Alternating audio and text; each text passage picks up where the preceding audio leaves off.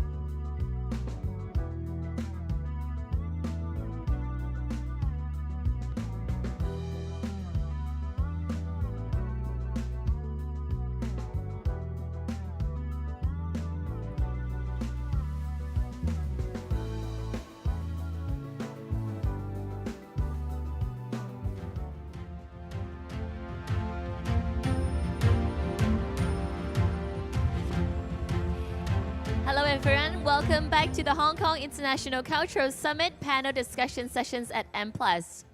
Once again, this session will be conducted in English with simultaneous interpretation into Cantonese and Mandarin.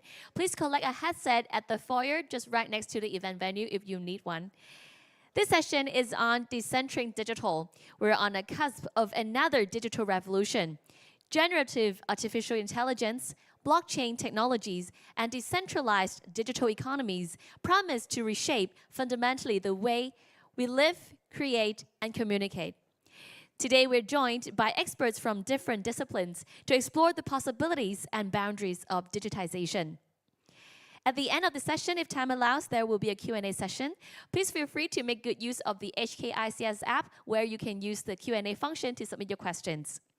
Now we would like to welcome our panel moderator, Ms. Suhanya Raphael, Museum Director of M+. Suhanya leads M+ and oversees all museum activities, including acquisitions, programming, collections care, development, research, institutional collaborations, and museum operations. Now please welcome Ms. Suhanya Raphael.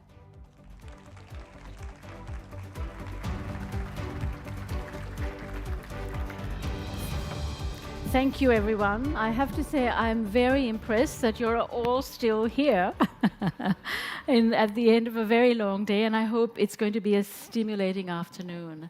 Decentering digital is really an expansion of the first panel that we had, and perhaps thinking more about biological intelligence as well as artificial intelligence in the mix.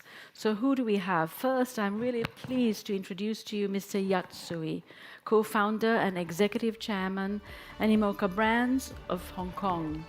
Mr. Yatsui is a veteran technology entrepreneur, a major figure in the open metaverse and blockchain gaming fields. His work includes providing property rights for virtual assets via NFTs and related technologies. Welcome, Yatsui.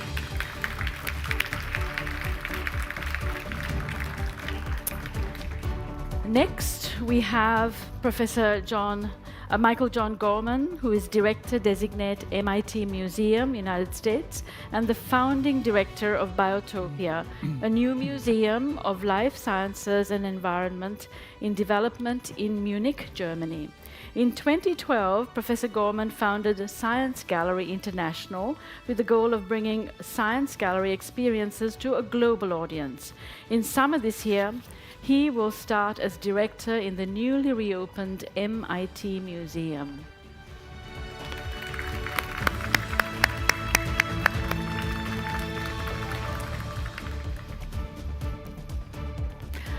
Our third panelist is Ms. Maria Wills Londoño, who is now independent curator just in a few weeks, but before that former director of the Banco de la República Art Museums in Bogotá, Colombia.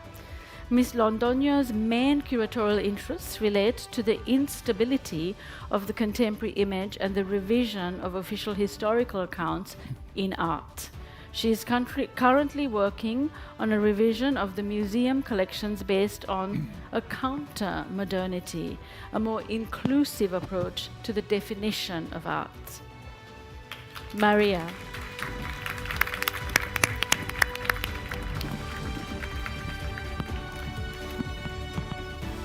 And finally, I'd like to welcome Mr. Ma Yonsong, architect and founder of MAD Architects China. MAD Architects is committed to developing futuristic, organic, technologically advanced designs that embody a contemporary interpretation of the Eastern affinity to nature, with a vision for the city of the future based in the spiritual and emotional needs of residents. MAD endeavors to create a balance between humanity, the city, and the environment.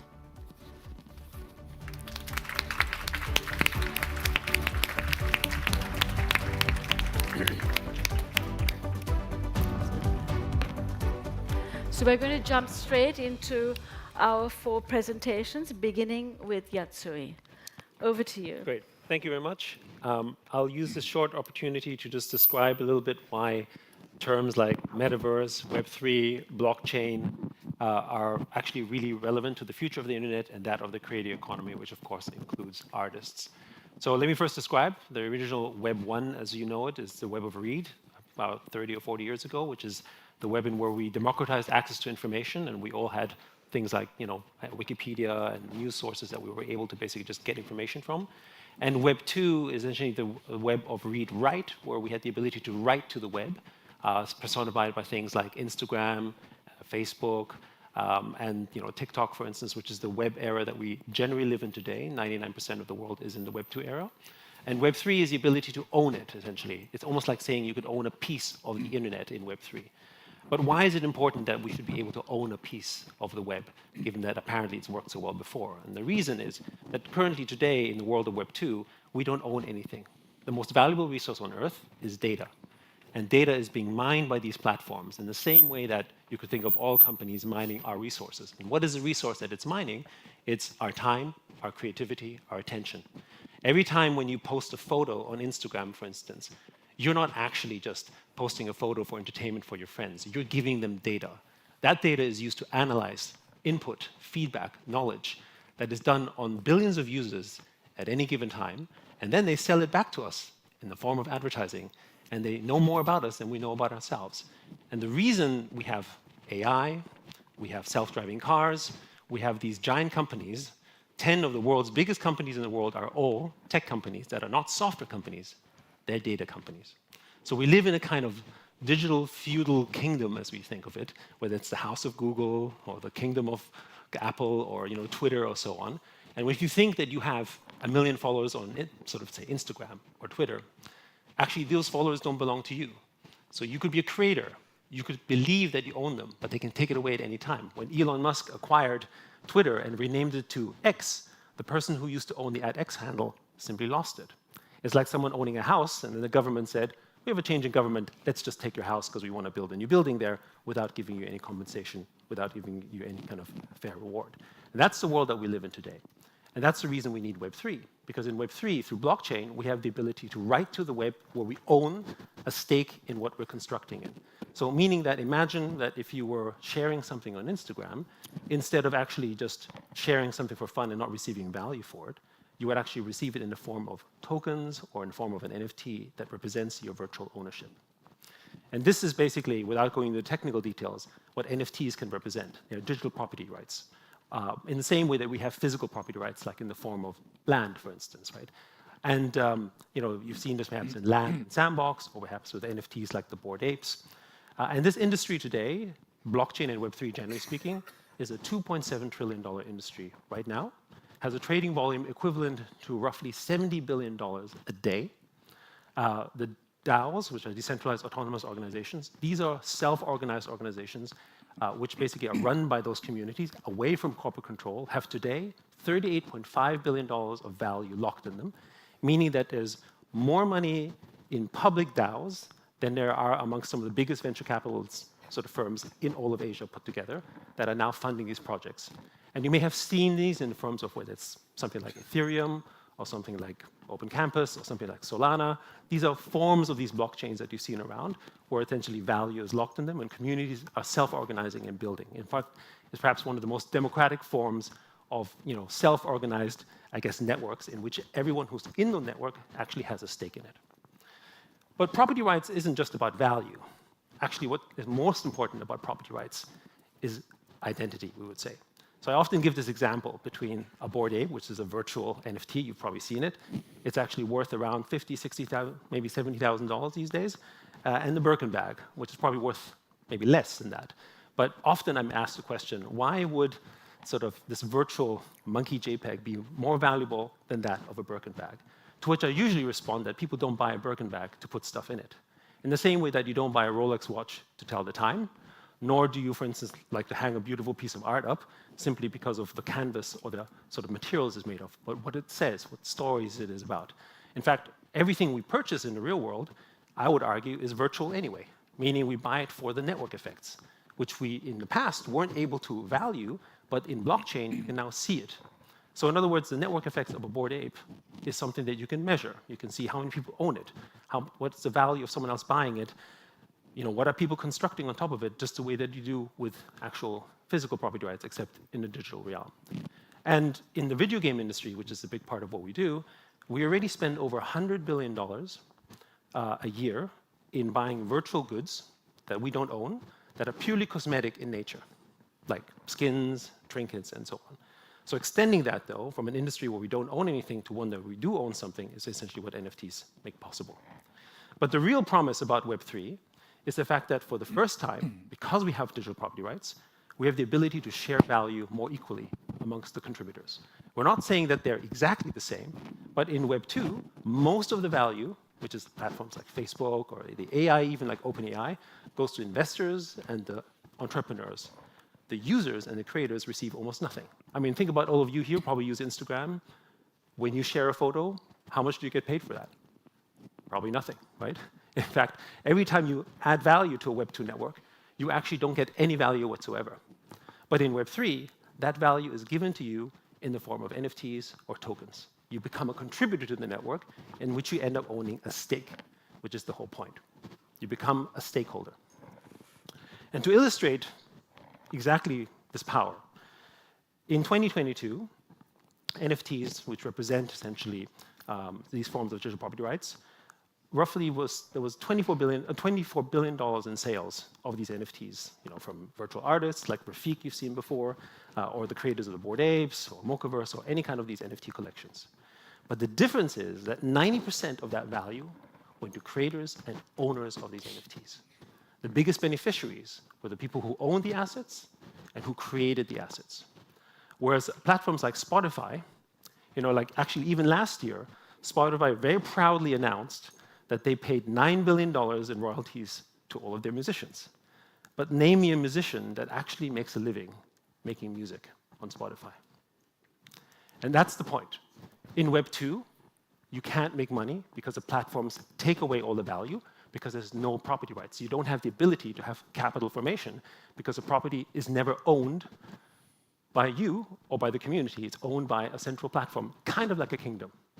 And just like we have in the real world, all countries that actually have physical property rights, like Hong Kong, the US, UK, all the democracies in the world, generally speaking, that have a respect for property rights, have strong GDPs, and also generally more rights and freedoms. Whereas the kind of countries that don't have property rights, say like North Korea on the extreme, have, despite the fact that they have lots of people, very low GDPs and generally are amongst the poorest in the world. And the same is true for the digital realm, meaning that when you have actual digital property rights, you will have the same kind of capital formation as we can see here in this example between Spotify and NFTs. The Web3 industry has less than 80 million people in the space. Spotify alone serves 300 to 400 million users. But the difference in income is equivalent to the income difference between those that have property rights and those that do not. And that to us is a great promise of why Web3 is the future of the internet, as in the internet of ownership, because all of us who can help contribute to the network essentially become stakeholders in it, and we also get fairly rewarded for it, which is one of the reasons why artists, creators, musicians, you name them, actually are all looking at Web3 as a better future. Thank you. Thank you. I have to say, it feels a very utopian proposition, what you're saying, which is something to consider because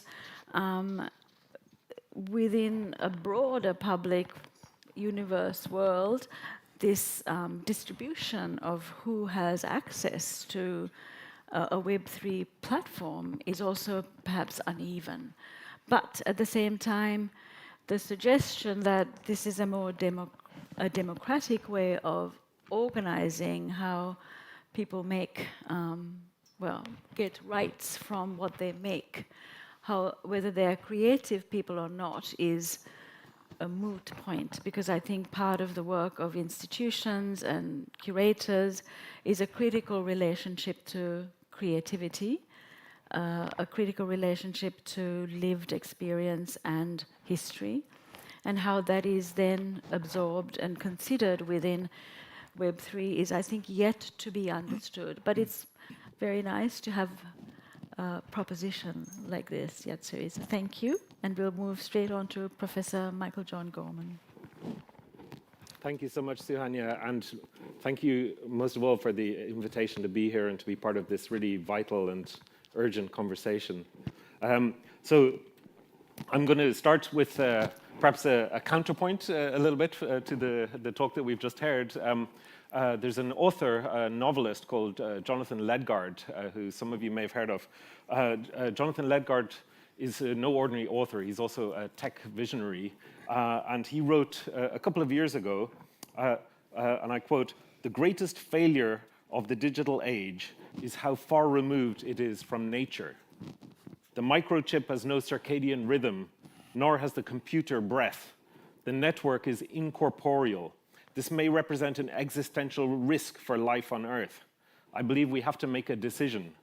Succumb to pushing more of our brain time and economy into unnatural online constructs, or build the digital anew in a way that is rooted in nature." And this panel is on the topic of decentering the digital. So I want to kind of open up this idea that maybe we need to move slightly to one side from the digital world and seek ways to reconnect the digital with the natural world. And I should say that Jonathan Ledgard is not a Luddite or an technology person. I mean, this is someone, his proposal actually is to introduce what he calls interspecies money, to give other species financial agency and to allow them, for example, to allow a giraffe to hire a security force so that it would be protected. So he's in no way saying this is based on blockchain technology. So he's in no way saying we shouldn't embrace these technologies, but perhaps we need to rethink how the digital world is connected to the natural world. And this connects with what we heard earlier from Refik Anadol. Did any of you see this creature before? Hands up. Okay, very few of you. Okay, so what is this? Sometimes known as a toadfish. It's also called a chaunacops. That's its technical name, or sorry, sea toad. And some people may think this is an image created by generative AI, but actually it's not. Actually, it was discovered for the first time only a few weeks ago in an exploration of undersea mountains off the coast of Chile. And it was discovered by the Schmidt Oceanographic Institute. And you might think it's like a tennis ball with legs, but this is a real creature. And this is a new discovery. This is a piece of biodiversity that we didn't know existed. And this trip actually discovered many new species, over 100 new species, just as one mission. So you might think this is grounds for hope. This is, we're discovering new species every day. There's a real wealth of the natural world that we haven't come across yet. But not to be too pessimistic, we also have 1 million species that are facing extinction, at risk of extinction. 1 million species, which, if we don't do something about it, the only way that you will be able to experience these is in a Refik Anadol installation in a museum, rather than in the real world. So somebody seems to be connecting their phone to the, oh, no, it's only here. Okay, fine. So what can we do about it? It's a very serious problem. And, whoops, sorry. So one thing that is an important attempt to address this was the Kunming-Montreal Global Biodiversity Framework, which was announced about a year ago, and which has this goal, the 30 by 30 goal. So the goal is that 30% of the Earth and of the oceans will become areas of natural conservation by 2030. So it's a very ambitious goal. And they are also saying that at least $200 billion per year will be spent on conservation by 2030. So this is bold and also very interesting and exciting. It also brings many questions. How do we avoid making the same mistakes that have been made in the past? For example, in fencing off conservation areas, rather than in thinking of our cities as multi-species cities. Also the question of biodiversity credits and biodiversity trading. What does it mean to have a biodiversity offset? Does that mean if you can kill a rhinoceros as long as you save an elephant? So how do we avoid the same mistakes that were made around carbon trading in the world of biodiversity? A big question. We have been focused on developing places to educate young people around these questions, and this is also a very important part of the challenge. So in Germany, we've been creating Biotopia as a new kind of museum to foster three things. The first is curiosity, the curiosity people have for our natural world. The second is empathy, the idea of how can we create interspecies empathy to connect people with other species so that you actually see the world through the eyes of different creatures, whether enabled by technology or not. And the third element is agency. How do we cultivate a sense, rather than being paralyzed by environmental problems, how do we get people energized so that they can do something? And the good news is that this is much easier for biodiversity in some ways than, for example, for climate change. So if you do something for biodiversity locally, if you rewild West Kowloon, for example, you can actually see tangible local results very quickly. Our approach is actually to look in creating this empathy between humans and other species, to look at the behaviors that connect us. So eating and drinking, sleeping and dreaming, sensing and communicating. How are we connected with other species? Why do male seahorses give birth rather than females, for example? So this is our pathway to understanding the connections. And we also are developing spaces like our biodesign studio. So how can we learn from nature in designing solutions to environmental challenges? How can we create leather from mycelium, from mushrooms? Or how can we create spider silk as a material and use algae for design? So many of the solutions are to be found in nature. We're working with artists like Daisy Ginsberg, who's an artist who created this wonderful work called The Pollinator Pathmaker, which is the idea of what would a garden look like if it was designed from the perspective of the insects and the pollinators who pollinate the garden. How would they design a garden? So using AI, she has actually created a way for you to work to create these gardens, which are then actually grown in reality. So there are gardens being grown in London, in Berlin, and other cities around the world. We have created a project which takes its inspiration from a sound artist called Bernie Krause, who created a wonderful work called The Great Animal Orchestra. And this is based on the idea that you have a very powerful connection with biodiversity through the ears. So if you listen, you can hear the sound of a healthy ecosystem. So during the pandemic, we couldn't have people come into the museum, so we had the idea, what if we get people to go out and make recordings with their smartphones of birdsong in the early mornings? There were no cars on the road, there were no airplanes in the sky, so we got people to go out, and we got thousands of people making recordings all around the world.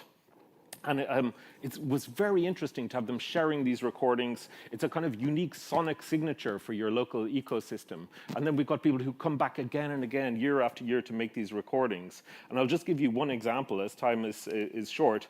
But when we saw this, you can see this kind of this blip to the west of South Africa. And we thought, oh, somebody has entered the wrong GPS recordings here, for sure. This can't be a real recording. But then we actually found out, yes, it is a real recording.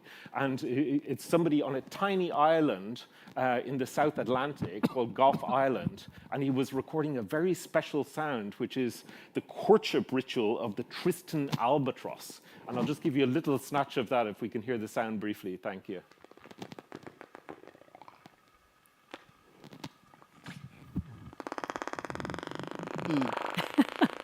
So what a bird song that is.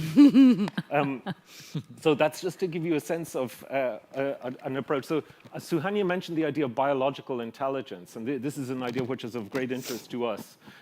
We believe that biology is not something that's out there, but it is a wealth of intelligence. If we lose 1 million species, we lose 1 million evolutionary experiments that have been going on for millions of years. How can we learn from this? We saw earlier in a presentation some architecture by Gaudi.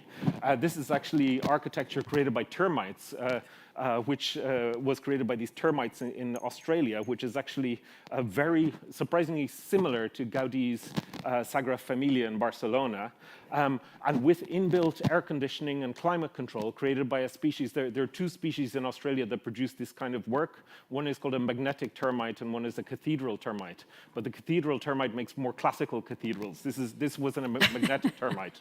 And they align along the north-south axis. So I think there's a rich world of biological intelligence out there. Why can't we work in cooperation with this? Why can't architectural studios have termite partners who work with them on designing buildings?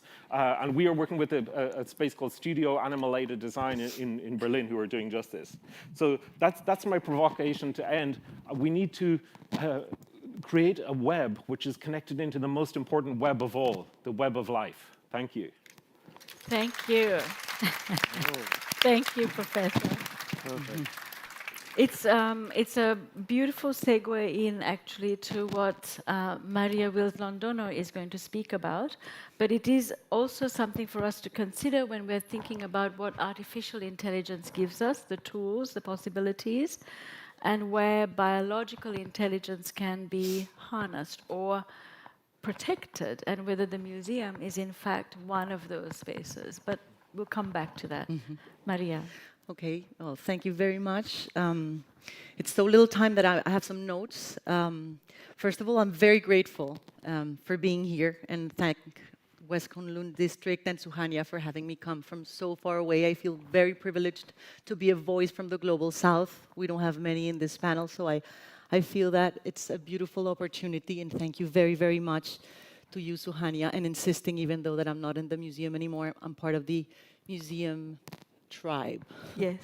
So Colombia is so far from here. It took me 30 hours and 2 flights, 17,000 kilometers to get here. And from a digital cultural perspective, we might even be in another era, at least from the philosophical place from which I will speak today. My heart is and always will be next to the Amazon. Telepathically, I know the stories I will tell you have been approved and blessed by the leaders and caretakers of the rainforest, as I have been working with them in the past 4 years. I believe amidst such a technological, sophisticated audience, it is a perfect opportunity to open new possibilities that build bridges between different kinds of knowledge. And as a curator and former museum director, what could be a possible input in this sense? After 4 years of working collaboratively with indigenous communities from Colombia to bring together the exhibition, oh my God, okay, yeah. So I'm showing the map of Colombia. It's a beautiful map that was made by an artist, Mónica Naranjo, to be brought here and part of the project. So the exhibition Sowing Doubt, Traces of Indigenous Representation, currently at the Museo de Arte del Banco de la República. I believe that despite my liminal knowledge on technology can shed some light on the importance of decentering the digital world. Economical powers have believed technology to be an answer to today's challenges, but as a curator from a developing country, I have been interested in understanding old technologies, like weaving and handcraft, and seeing their connection to the new. This research, for example, has taught me that the loom was the first coding technology in human history, and that the promise of the digital started with possibilities for contact between humans, which is what our indigenous communities want, being machines just a medium. These perspectives lying in art and creativity enable discussions towards the ontology behind technology and bring other possible definitions that are closer to the context like Colombia. This space will bring the rainforest and ancestral knowledge as the most conscious of technologies, in contrast to all the possibilities and promises of the digital. First Nations in Colombia believe in a profound connection that exists in symbolic and spiritual networks between nature and humans. Colombia, the map you can see here, I dare say is one of the most diverse countries in the world. It marks the end of the Andes mountain range, which splits into 3 ranges that create unique ecosystems as the Páramo, the high peak meadows, which produces water as no other ecosystem, the plains, the desert to the north, the Caribbean Sea, the Pacific on its shores. But most importantly, it includes the Amazon, where Colombia encompasses approximately 6.8, with Brazil being next, and Venezuela and Guyana. And the richness of these ecosystems is infinite, with more than 1,854 birds that represent 20% of the world's, and 4,000, for example, 4,270 orchids, just to mention a couple of data on biodiversity. Yet paradoxically, despite this abundance and richness, it has been a country isolated by civil war. And there was a peace treaty, but this violence, due to lack of education and opportunity, persists. A call from the active voices of the indigenous leaders of the Amazon is to think about sustainable possibilities of humans in nature. Beyond Colombia, we should be thinking about transnational and collective intercultural policies to protect the Amazon. Sowing Doubt, Traces of Indigenous Representation was a revision of the permanent collection of the Central Bank, which has more than 6,000 works, but had only 2 contemporary works by indigenous artists, where after the research we have more than 40 works that were not only acquired, but in which we worked with all the communities. Beyond Tech and Now coming into art, the exhibition aimed at being a compilation of good practices agreed upon and discussed with indigenous leaders and creators. For them, art is pointless if it does not contribute to el buen vivir, or a definition of good living, a definition of existence shared by many that suggests community thinking, solidarity, reciprocity, and aesthetic and ethical symbolic relationality. Museums as platform where the definition of technology is decentralized to embrace contemporary indigenous thought, which in turn is rooted in ancestry. Our time is a fiction created by progress, a Western construction. Through this exhibition, the museum realized it could be a decentralized platform and understood that collecting goes beyond property and more towards the autonomy of the communities, the indigenous communities.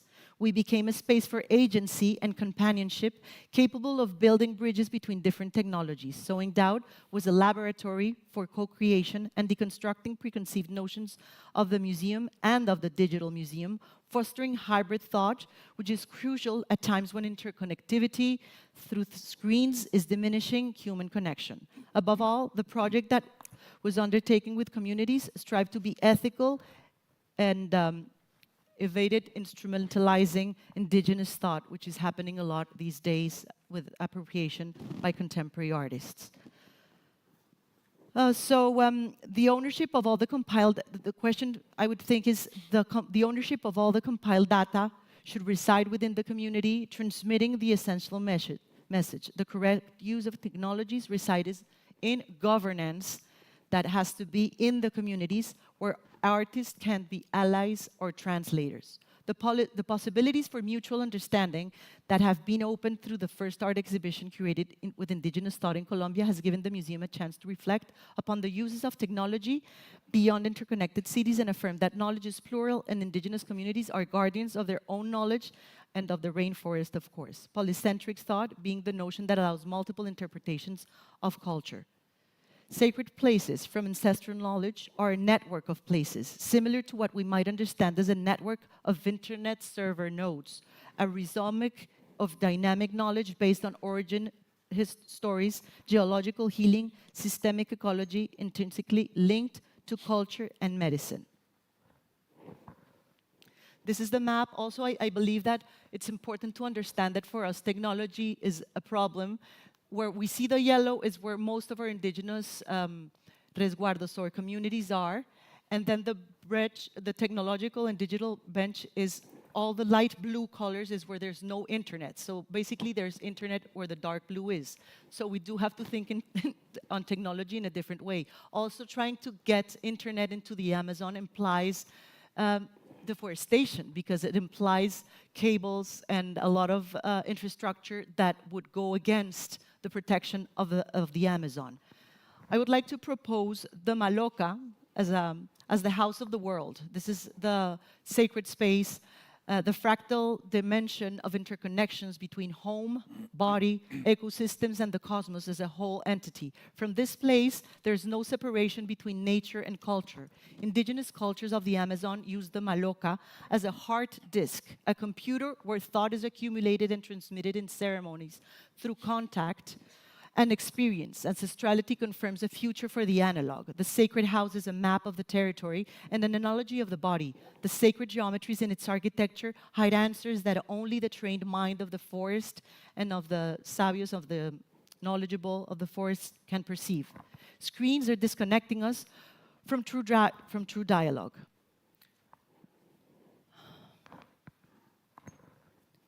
So this is a part of the show. This is an artist that considers and has researched a lot the notion of the antenna and the Maloca being like an antenna. This is François Boucher. But since I only have a minute left, I would like to go into the notion of co-creation and transmission of knowledge done through a collective work done by a contemporary artist, Barbara Santos, and the community of female artists of Acaipi, indigenous women, where sovereignty did a work about the sovereignty of their seeds and plantations in order to teach new generations about the profound knowledge of plants. The communities of the Amazon question Western technology, actively engaging in work to control data about nature inherited from their ancestors, along with many Western artists, such as Barbara, that act as enablers, and with the help of the museum, we acquired this piece, and with this piece they were able to develop part of the project. So it's not the notion only of property and collecting, but really helping the reciprocity, what they need. So the project, this isn't, wait, no, I'm sorry, I'll go back into this one later, but along with, so for the youth to be studied at school, they decided to do a book because they consider that after doing many consultations, spiritual consultation with the leaders, the book was a technology also that had to be rescued. So this is a book that beyond public sphere, international sphere, will go back to schools because the materials used in schools are traditionally Western books, not books produced by their own community. So we were able to produce a book which also relies on technology. I have to say that AKP, the association of these women, had never drawn on paper either, because they have oral transmission of knowledge, but in this association that unites 14 ethnic communities, on this occasion, after 15 years of research, the stories of these origins and traditions were translated and committed on paper. The purpose of this work is firstly to engage in transmitting knowledges to the children and also to use technology. There was a prayer for technology to be non-invasive. So the leaders of the Pirá-Paraná region in the Amazon blessed the technologies and asked permission whether or not to use software or tablets into which apps were integrated to facilitate the receipt of ancestral knowledge. The idea of care is to control and set boundaries against external influence. So I will show you, to close this presentation, a brief video of how the book is activated by the children in the communities. Okay. This has sound, because there's the chants of the women. Can we have the sound?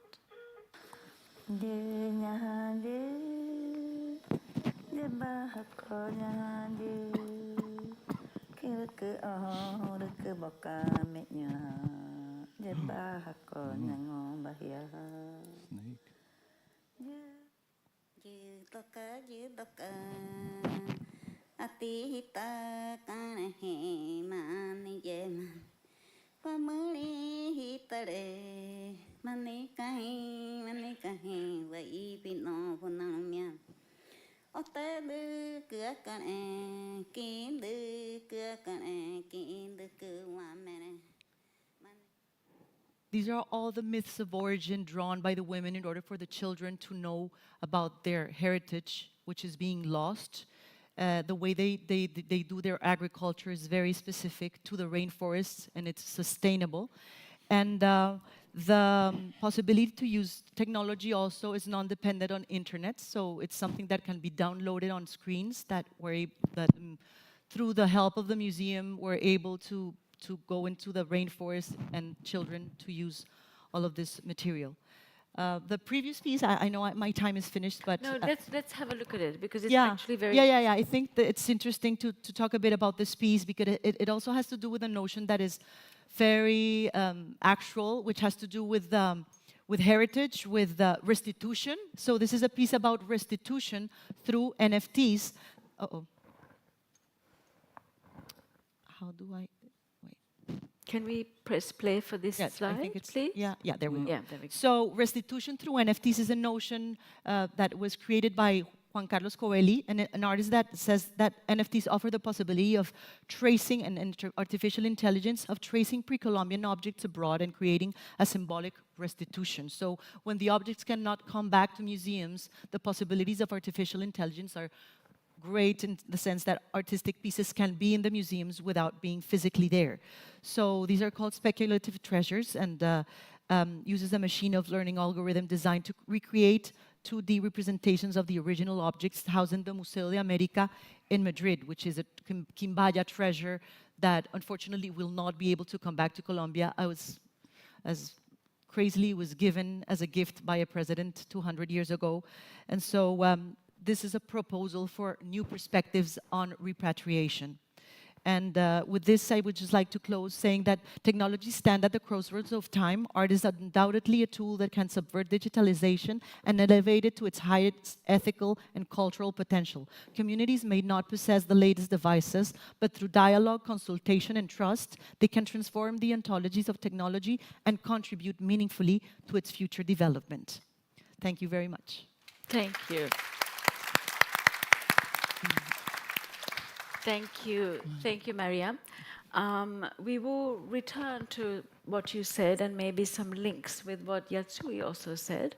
But I'd like to invite Mayon Song to speak about his practice. We opened the first panel with the work of an artist, and we felt, in the institution, the creative makers are essential to hear their voices. So we wanted to close with the voice of an architect, an equally creative voice, and his project that looks to architecture and nature. Yeah. Hello, everyone. I'm an architect. I think it's an old profession. It has to deal with the physical space, objects, locations.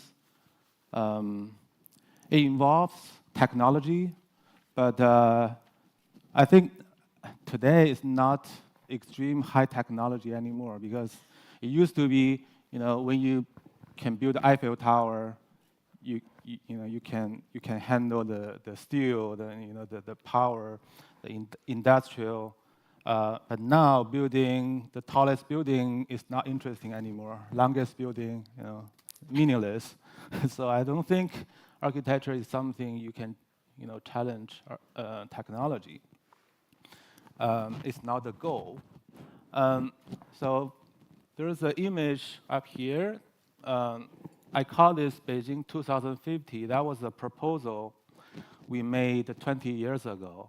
So this is not AI image. It's very silly rendering, very bad quality. But what you can see, the content here is the old Forbidden City in Beijing, and there's a beautiful lake landscape as a part of the old city. That means for those people 100 years ago, they really love the nature, and they use nature as to extend their emotion and spiritual emotions. What we did here was to planting a lot of trees here. We covered the Tiananmen Square by trees. Of course, it will be happening in the future, 2050, not now, but that was almost 20 years ago. And this wasn't limited by technology. So by the time we finished this image, for us, the work was done. It's architecture. It doesn't have to be finish a building. So it often tell about our emotions, our dreams, about our egos, our thoughts, ideas. So I think that's sometimes the goal for architecture. And part of the project, Beijing 2050, we made another proposal, planting all these interesting bubbles in the old town. You see there's an old courtyard house, but we put the blue bubbles. Interesting thing was, around 10 years later, we built one. There's a guy saw the image. He said, "Oh, you don't have to wait so long. We can do it." And they built it as a toilet. So here is a toilet.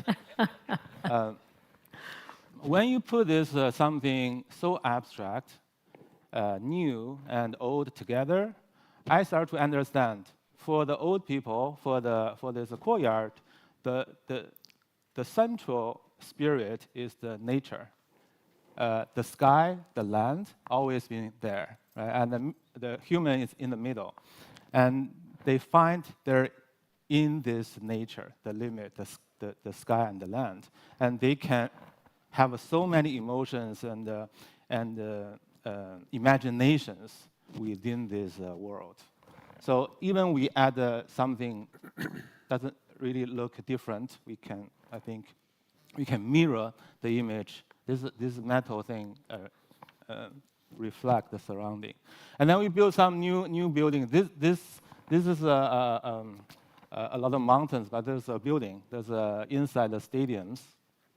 And then this is a photo. In the future, I'm not telling you which one is photo, which one is rendering, because it doesn't matter. As I said, it doesn't matter is it getting built or not.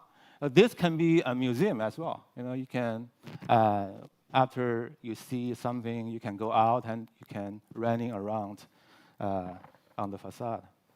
And then we start to build a building like this. We try to build building as a second nature. So it's a blend into the surrounding, although you use a steel glass, and people can climb all these buildings. They can interact with the building and with other people. It's also cultural buildings. And this one is a museum in Los Angeles. It's called the Lucas Museum of Narrative Arts. It's for George Lucas collection.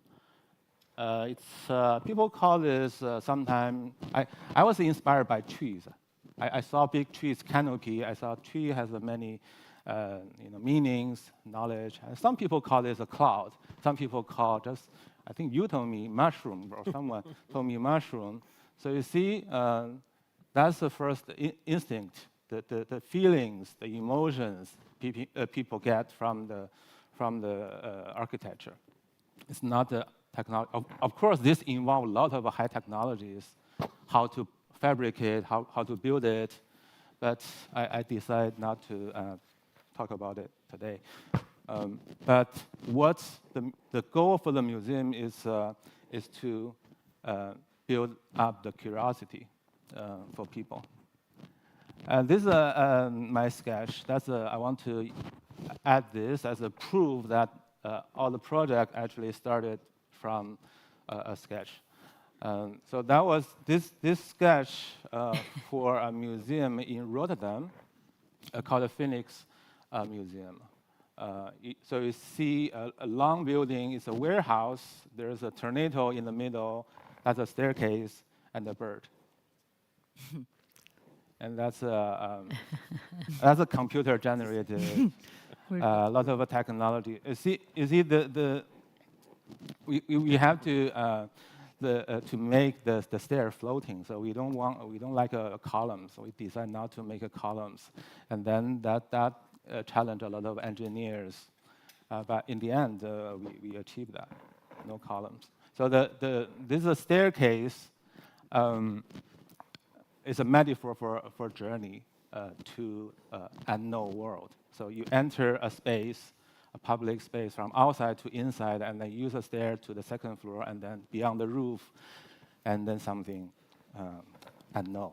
So here we use a two spiral staircase locked into each other to support itself. I mean, I can talk about this technology thing for a day, but it's not important, I think. This is another one in Shenzhen, also a museum under construction.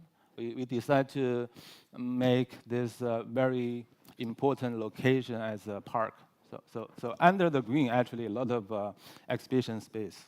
And then we use a roof as open park and green space, and then put some exhibition rooms in those stone-like, sculpture-like building.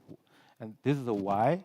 I think when you look at that, of course, you say, why building look like this? And we have a modern city, it's fine. And this building looks so different. But when you look at the other way, the background is a mountain ocean. You understand? We're living in very short slide of history, which is the modern city, the city in 100 years, maybe sometime 1,000 years. We need to always create a bigger space for our people to dive into another dimension of time and space, so they understand the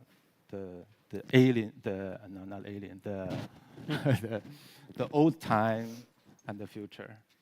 I think it's interesting to enlarge this.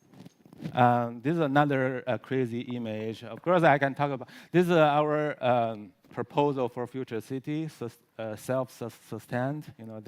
This city can move to a different place. Of course, nobody wants to build it until one day there's a gaming company. They said they want to use it in the games.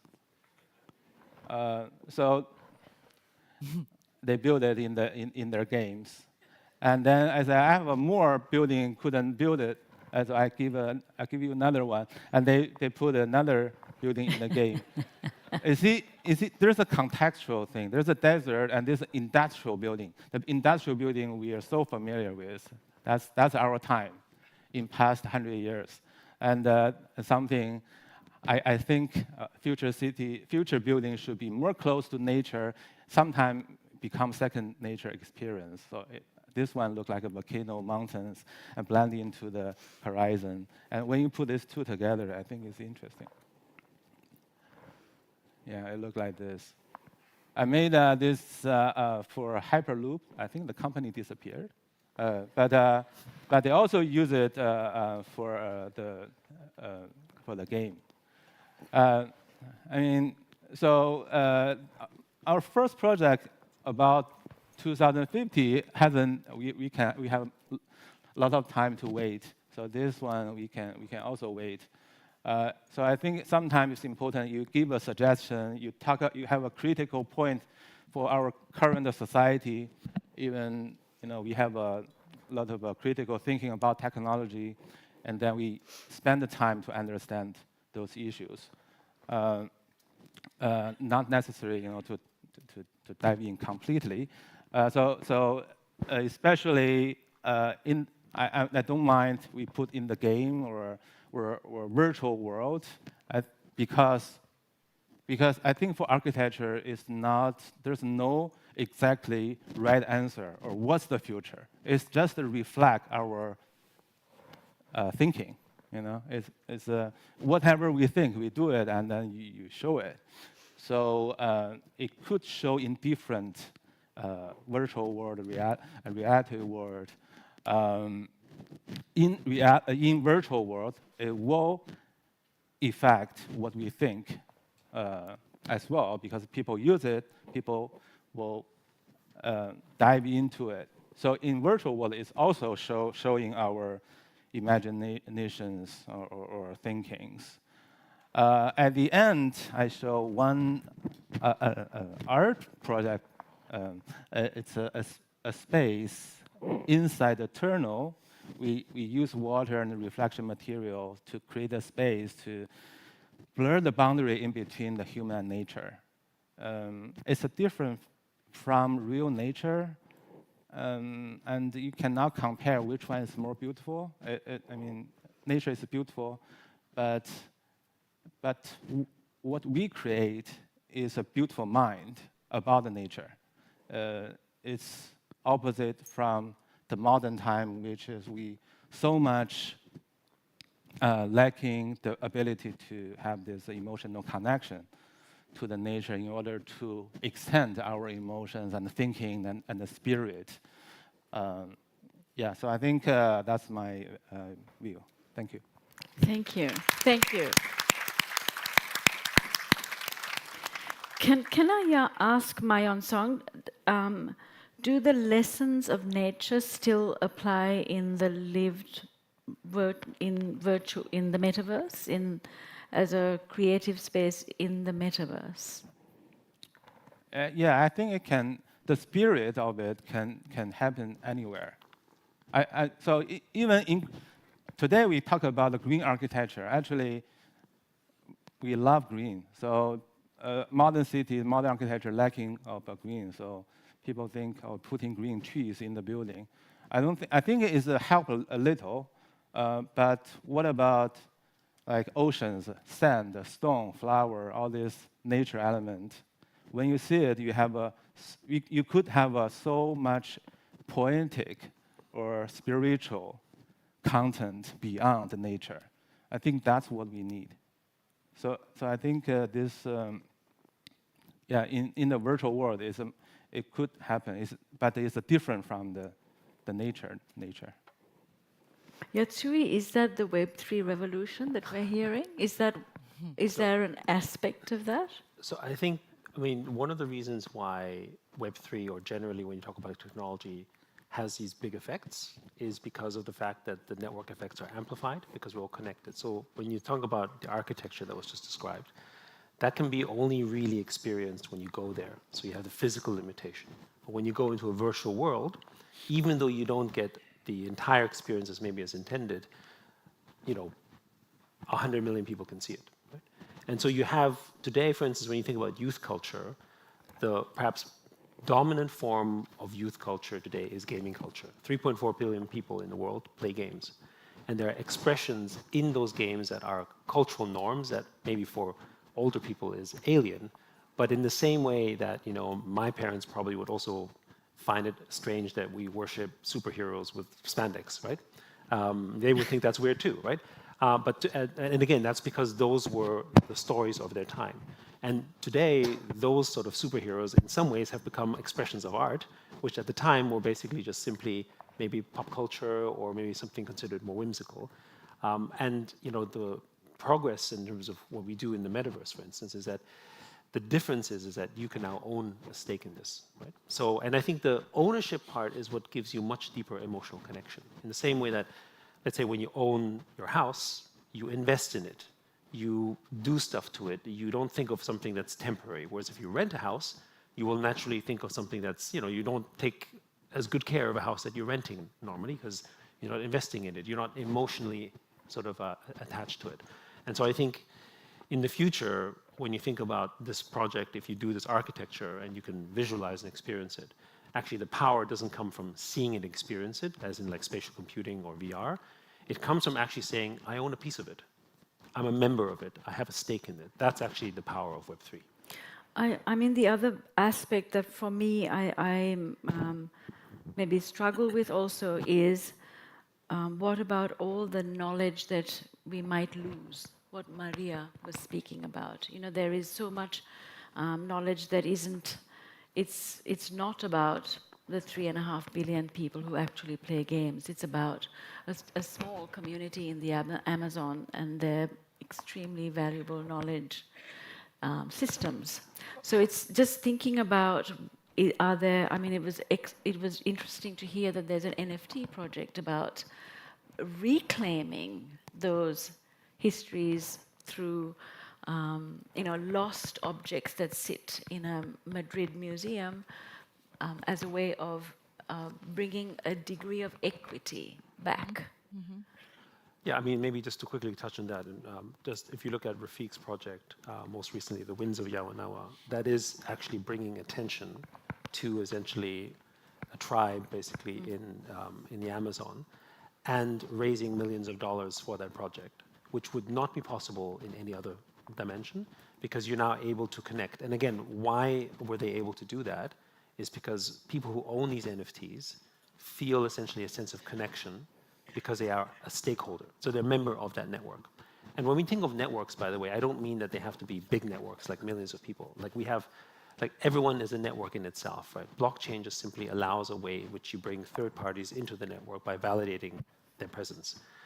So, you know, when you think of the fact that the Yawanawa tribe, they were basically unknown for the most part. And then by putting it out as an NFT, you brought it essentially to a world of people who could own these NFTs. But through owning these NFTs, they got to learn of the story, and they decided to become effectively investors in that network. And by doing so, they're not actually just owners of, let's call it, art. They felt that they were connected to the network. They were extended into it, right? And that's actually what we do in the traditional web as well. If I'm on Instagram, I'm trying to extend my network. But the problem is that how many people who have Instagram followers, whether it's 100 or 1,000 or 10,000, do you know who they are? You don't. When you're a Spotify musician, or a musician on Spotify, you might have 1 million listeners, but you have no idea who they are. The only ones who know them is Spotify or Instagram or Facebook or TikTok. You just know the number. And they don't want to do that because they make value from that, right? And in NFTs, you know who they are. And that's actually the value, which is the whole premise of the 1,000 true fans. Mm-hmm. If you basically can just address your true fans, that's where your value is. And that's the power of Web3. Maria, do you think digital technologies could also be seen as a form of corruption or threat? Or no? Well, as I was mentioning, and I wasn't able to go into technologies that are already being done in the Amazon that I think could help reverse deforestation, for example. I think the idea, of course, could become corrupt, but I was very happy to find out that, for example, Rafiq is doing this project because I think art can take technology through ethical paths because dialogue is open with the communities. So, because there's many projects being done by different universities with artificial intelligence, tracing, for example, animals, But then the problem I see is, for example, the carbon certificates that are being used through all this technology become a currency, and the communities are not being benefited by that yet. So it goes beyond art, but I think through artistic projects such as the one that was mentioned before, or projects that the technology does, I think that as long as there's governance and agency within the communities, which actually try to, there's not trust yet. So I think that's what we have to build in order for the technologies to be useful, not only for development, but for like a common good.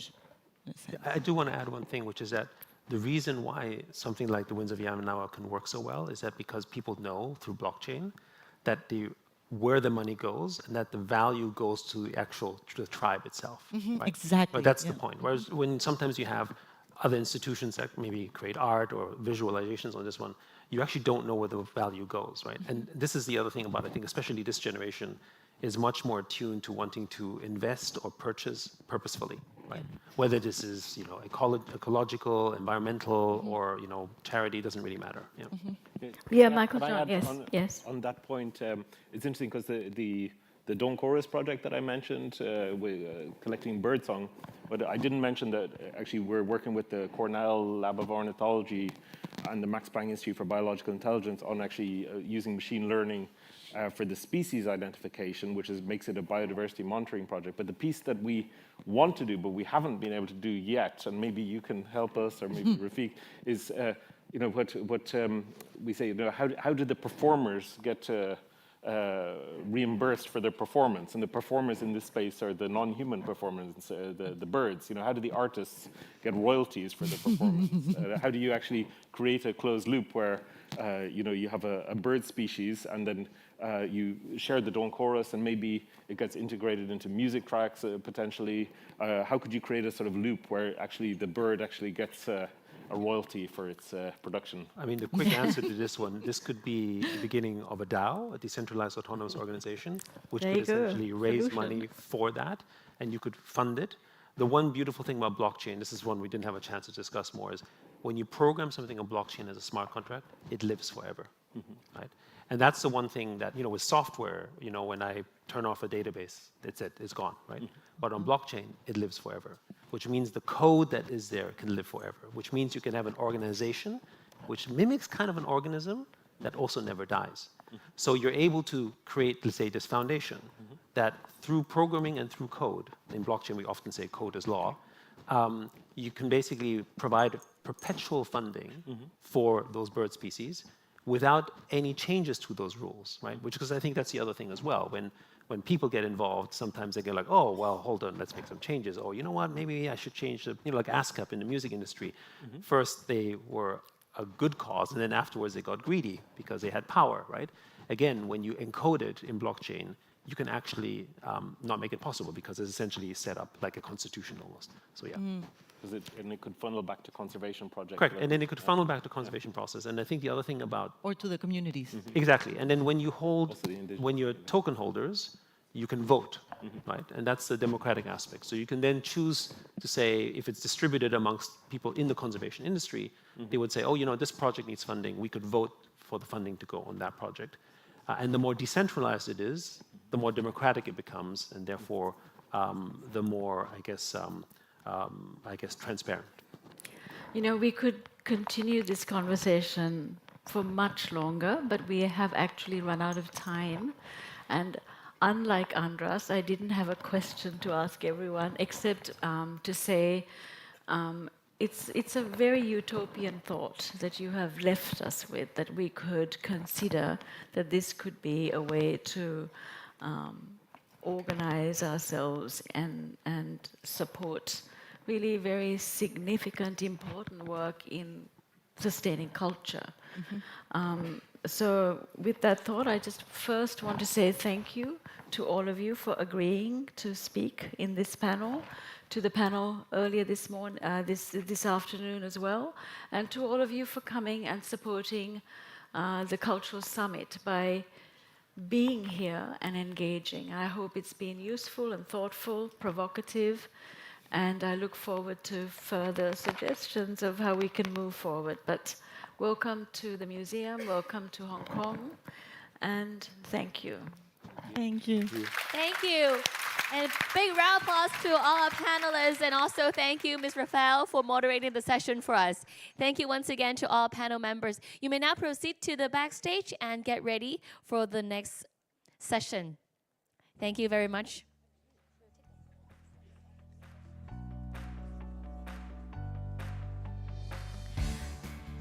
Ladies and gentlemen, this concludes our second session of the panel discussion here at M+ at the Hong Kong International Cultural Summit. So tonight we're excited to welcome you all to the party at M+, which will begin at 8:30. All HKICS participants are welcome to join. Please bring your summit badge with you or show your HKICS confirmation email for access. If you're looking to spend time before the party, M+ galleries on the second floor remain open. You're also welcome to visit the Art Park at Lao Bak Live House, where you may enjoy live music and dinner before the party begins. Also, you will find art installation of West K Fun Fest, Atelier Sisu, and Feminal. For more details of restaurants and cafes, please check the HKICS app. The summit has also arranged shuttle bus service that will go between M+ and Hanko Road in Tsim Sha Tsui throughout the evening. Now, before you go, if you have the SI headsets with you, please return it to our floor staff at the foyer. Our floor staff will also guide you to the exit of the museum through the basement B1 floor. If you wish to visit the galleries, please exit up the stairs to the second floor. Once again, thank you for joining us at the panel discussion sessions today. Please join us again at the Hong Kong Palace Museum at 9 a.m. tomorrow. We'll see you there. Goodbye.